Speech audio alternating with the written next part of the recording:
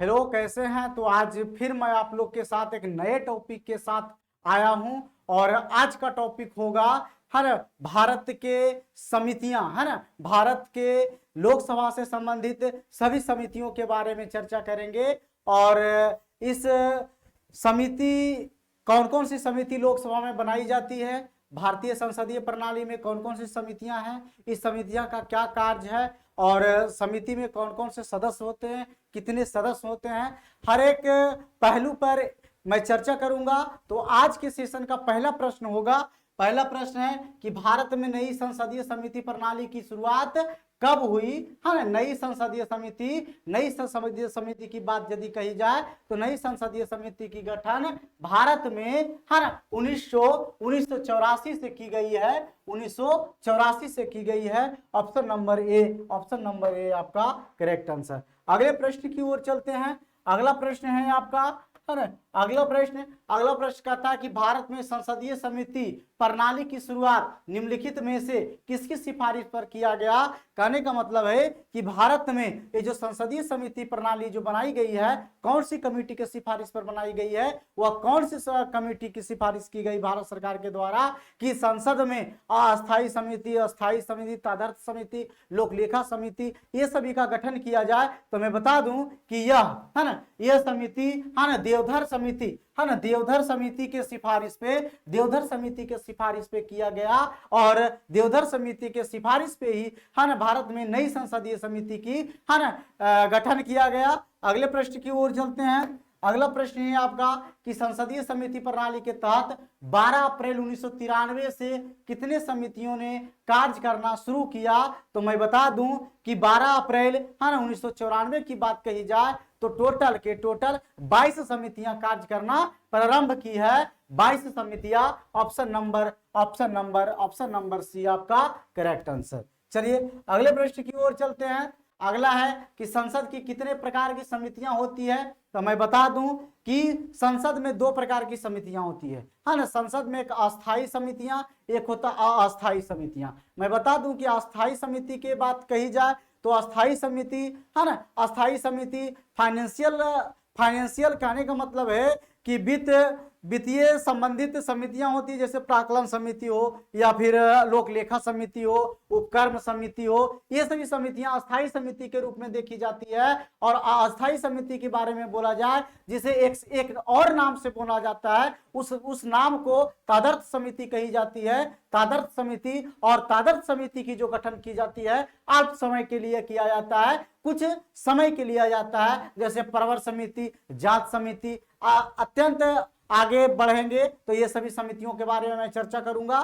तो आप बता सकते हैं कि, है ना, ऑप्शन नंबर सी आपका correct answer. Option number C आपका करेक्ट आंसर, है ना। मैं बता दूं कि समितियों, है ना, समिति का जो गठन किया गया, संसद में जो समितियों का जो गठन किया गया है, 2 प्रकार की समिति, एक अस्थायी समिति और तादर्थ करने का मतलब होता है है ना, अस्थायी समिति, है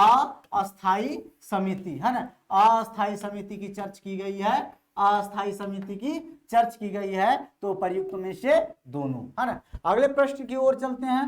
अगला प्रश्न है आपका कि निम्नलिखित में कौन अस्थायी समिति है? तो मैंने अभी चर्चा किया हूं कि, है ना, नियमित, है ना, प्राक्कलन समिति हो या लोकलेखा समिति हो या नियम समिति हो। नियम समिति कहने का मतलब है लोकसभा के सांसद, है ना, लोकसभा के सांसद के द्वारा, है ना, सदस्यों के द्वारा, है ना, उनके निर्भरता एवं उसके अनुशासन को पालन करने के लिए, है ना, बनाए गए नियम, उस समिति की सहभागिता होती है कि उस नियमों को मेंटेन करे, उस समिति की देखरेख करे, उस अनुशासन के जो भी नियम बनाए गए हैं उसकी देखरेख किया जाए। तो मैं बता दूं कि ऑप्शन नंबर डी आपका करेक्ट आंसर है ना। प्राक्कलन समिति होती है, लोकलेखा समिति और नियम समिति, जो कि अस्थायी समिति के रूप में कार्य करती है।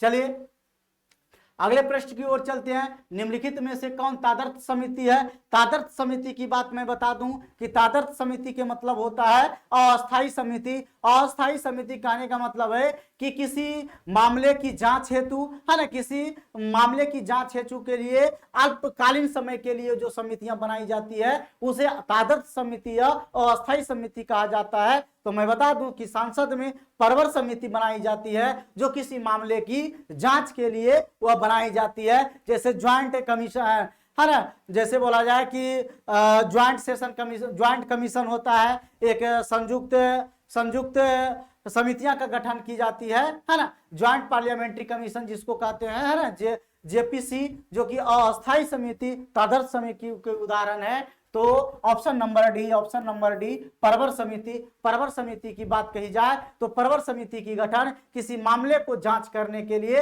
अल्पकालीन समय के लिए बनाया जाता है। चलिए अगले प्रश्न की ओर चलते हैं। अगला प्रश्न है कि किस समिति को अस्थायी मितव्ययिता समिति भी कहा जाता है। देखिए मितव्ययिता है ना, याद रखिएगा, मितव्ययिता कहने का मतलब है अत्यधिक खर्च। मितव्ययिता कहने का मतलब है आवश्यकता से ज्यादा खर्च करना ही मितव्ययिता कहलाता है। कहने का मतलब संसद की कौन सी ऐसी समितियां बनाई गई है जिसमें मितव्ययिता को ध्यान में या नियंत्रित करने के लिए बनाया गया है। तो मैं बता दूं कि मितव्ययिता है ना प्राक्कलन समिति के द्वारा जांच की जाती है कि है ना जो संसद के जो नियम बनाए गए हैं उस नियम से ज्यादा खर्च हो रही है या आकस्मिक निधि हो या संचित निधि हो भारत के, उसके पैसा का कहीं दुरुपयोग तो नहीं किया जा रहा है ना। बजट की जांच की जाती है कि बजट की ये जो अनुदानें दी गई है क्या उचित है या अनुचित है, तो प्राक्कलन समिति के द्वारा किया जाता है ना। अगले प्रश्न की ओर चलते हैं। अगला प्रश्न है कि प्राक्कलन समिति में कितने सदस्य होते हैं। तो मैं बता दूं कि प्राक्कलन समिति की बात कही जाए तो प्राक्कलन समिति में है ना, प्राक्कलन समिति में लोकसभा है ना, लोकसभा से 15 सदस्य है ना, लोकसभा से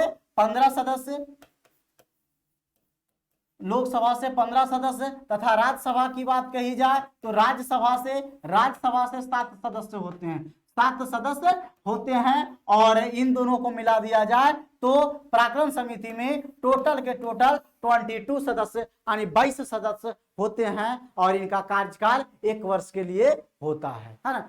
और है ना ऑप्शन नंबर बी आपका है ना करेक्ट आंसर। चलिए सॉरी है ना, इसका जो कार्यकाल होगा है ना पूरे लोकसभा के लिए होगा। चलिए अगले प्रश्न है ना, 30 सदस्यीय प्राक्कलन समिति संसद के किस सदन की समिति है। तो मैं बता दूं कि 30 सदस्यीय जो सदस्य होते हैं है ना, 30 सदस्यीय सदस्य की बात कही जाए तो यह टोटल के टोटल लोकसभा से होते हैं है ना। चलिए अगले प्रश्न की ओर चलते हैं। निम्नलिखित में से कौन सी एक सबसे बड़ी संसदीय समिति है। तो मैं बता दूं कि लोक लेखा समिति जिसमें सदस्यों की संख्या 30 है। प्राक्कलन समिति में सदस्यों की संख्या 22 है। सरकारी उपक्रम समिति में सदस्यों की संख्या 22 होती है। इसमें भी सदस्यों की संख्या है ना, इसमें सदस्यों की संख्या 15 होती है। तो ऑप्शन नंबर ए आपका करेक्ट आंसर। अगले प्रश्न की ओर चलते हैं। प्राक्कलन समिति का क्या कार्य है। तो मैं बताया होगा कि प्राक्कलन समिति अर्थव्यवस्था की देखरेख है ना, उसकी मितव्ययिता की बारे में देखरेख करती है। कहीं आवश्यकता से ज्यादा संचित निधि से पैसा निकालकर खर्च तो सरकार के द्वारा नहीं की जा रही है ना।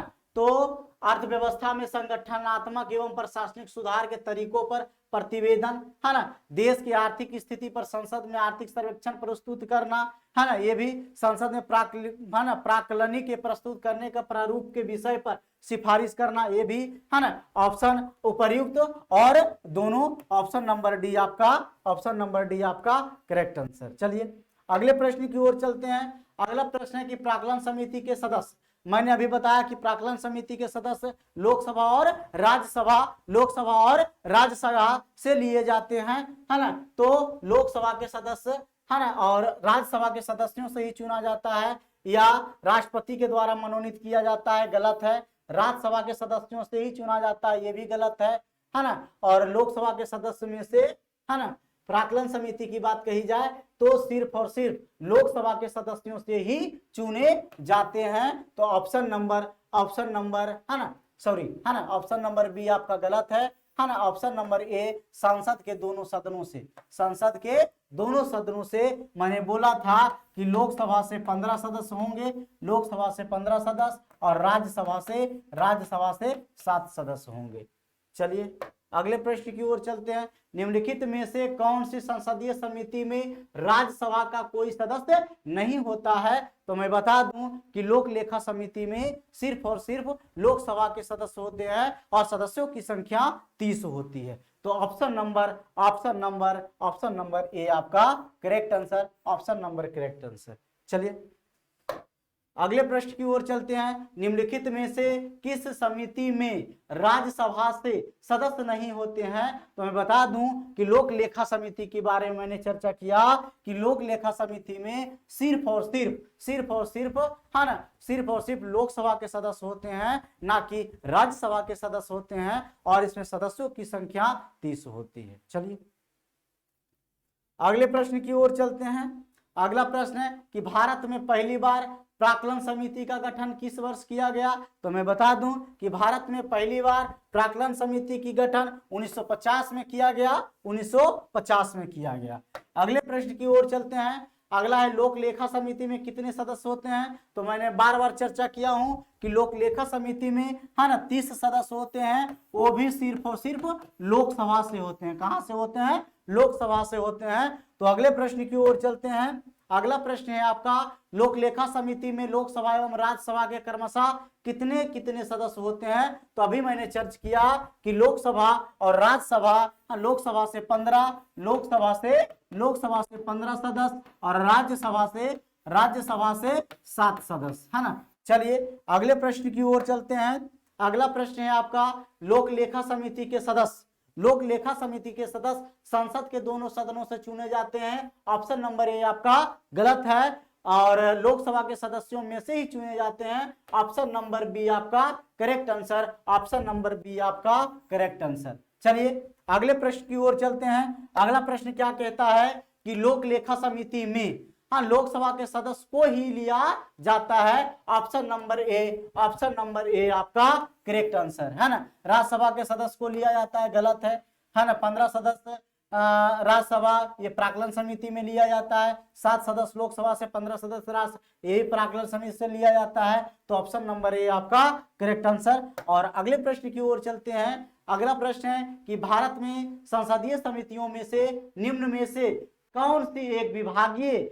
व्यय और अनियमितताओं पर निगरानी रखने के लिए रखवाले कुत्ते का कार्य करता है? कहने का मतलब है उसकी जो संचित निधि का जो पैसा होती है भारत सरकार या स्मृति निधि का, इस पे जो ध्यान, कहने का मतलब कुत्ते के जैसा मालिक की संपत्ति पर ध्यान रखना। कुत्ता क्या करता है? अपने मालिक की संपत्ति या सामानों को ध्यान रखता है, रक्षा करता है। उसी प्रकार मैं बता दूं कि प्राक्कलन समिति जो है, ऑप्शन नंबर ए प्राक्कलन समिति का कार्य है। चलिए अगले प्रश्न की ओर चलते हैं। सार्वजनिक लोक लेखा समिति में राज्यसभा के कितने सदस्य होते हैं? तो मैंने बताया होगा कि प्राक्कलन लोक उपक्रम है,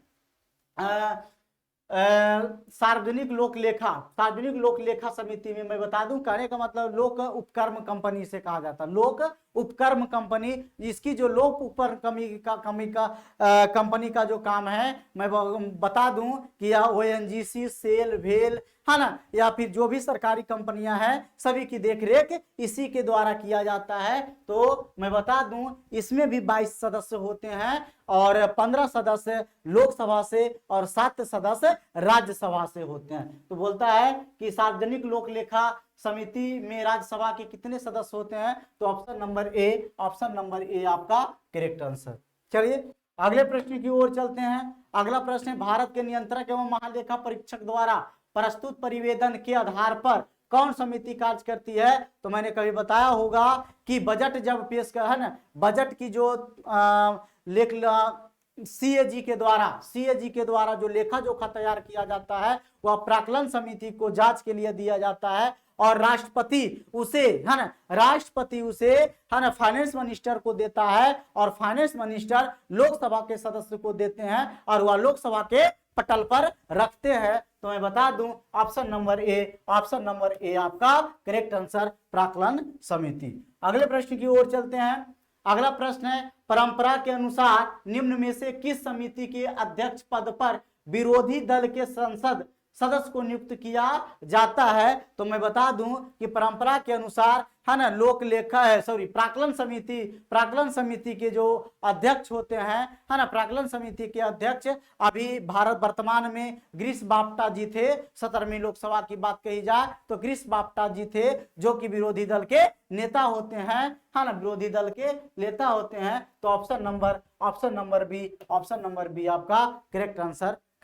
चलिए अगले प्रश्न की ओर चलते हैं। किस संसदीय समिति को प्राक्कलन समिति की जुड़वा बहन कहा जाता है? तो मैं बता दूं, है ना, कि प्राक्कलन समिति को लोक लेखा समिति की, है ना, जुड़वा बहन कहा जाता है। लोक लेखा समिति और प्राक्कलन समिति आपस में जुड़वा बहन के जैसा माना जाता है भारतीय संसदीय प्रणाली में। और आज के सेशन का यह अंतिम प्रश्न होगा।